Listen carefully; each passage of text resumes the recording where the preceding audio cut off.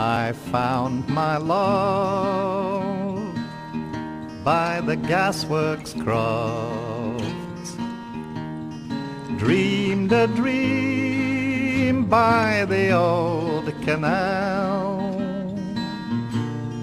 kissed my girl by the factory wall.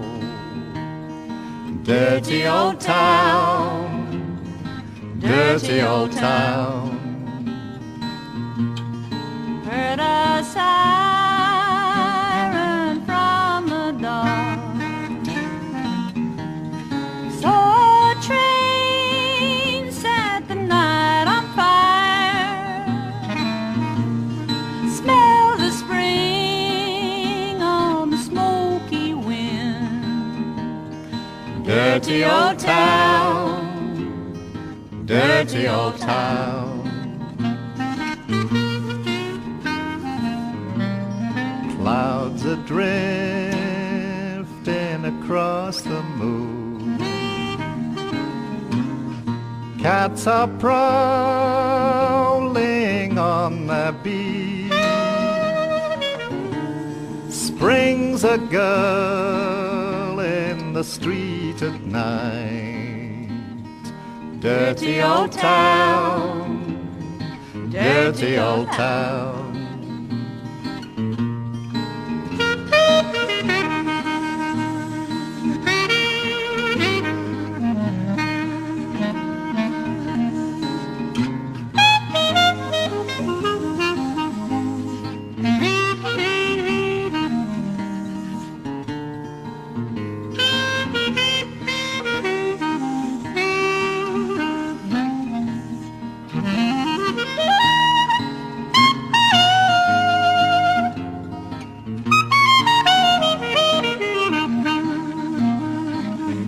I'm going to make a good sharp axe, shining steel tempered in the fire. We'll chop you down like an old dead tree. Dirty old town, dirty old town.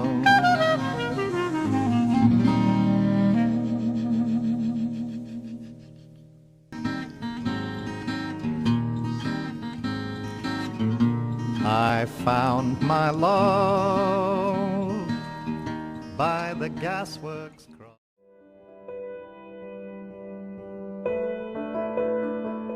At the age of 10, Yayoi Kusama had her first hallucination, which she described as flashes of light, auras, or dense fields of dots.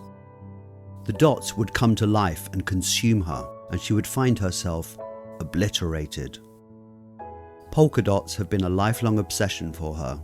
For someone whose work has crossed from art to fashion and from filmmaking to performance art, her continuing exploration of the polka dot has remained the one consistent motif. So this is not a film about a specific artwork. This is a film about the simple polka dot, a dot that has obsessed Kusama for 9 decades. From her struggle for recognition to her later years as an art world sensation.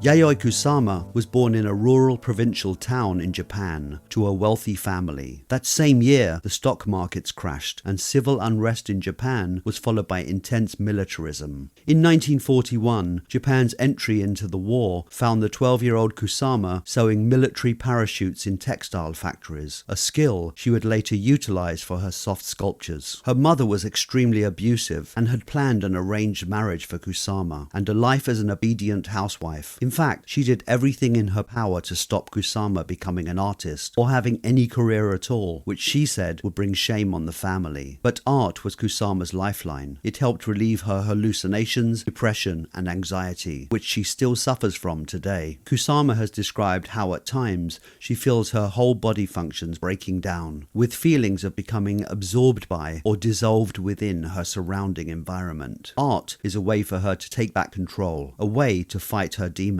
Although she was starting to get some attention in Japan, it was a small art scene then, and she was a woman living under a stifling patriarchal society. Kusama needed to escape. A chance discovery in a second-hand bookshop would change her life. American artist Georgia O'Keeffe was one of the most famous artists in the world, and her works were in every major museum in the US, but she was pretty much unknown in Japan. Yet somehow, miraculously, a book of her paintings found its way into the young Kusama's hands in rural Japan. It was a revelation. Kusama was stunned by O'Keeffe's paintings and would explore similar themes later, but she was also attracted to her achievements as a woman. Kusama wrote to her in the US and sent her some drawings. In an incredible show of generosity, O'Keeffe not only took the time to write back, but then sent letters of introduction to important people in the New York art world.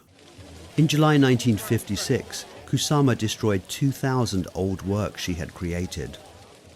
America would be a new beginning for the artist, and she wouldn't return to Japan until 1973.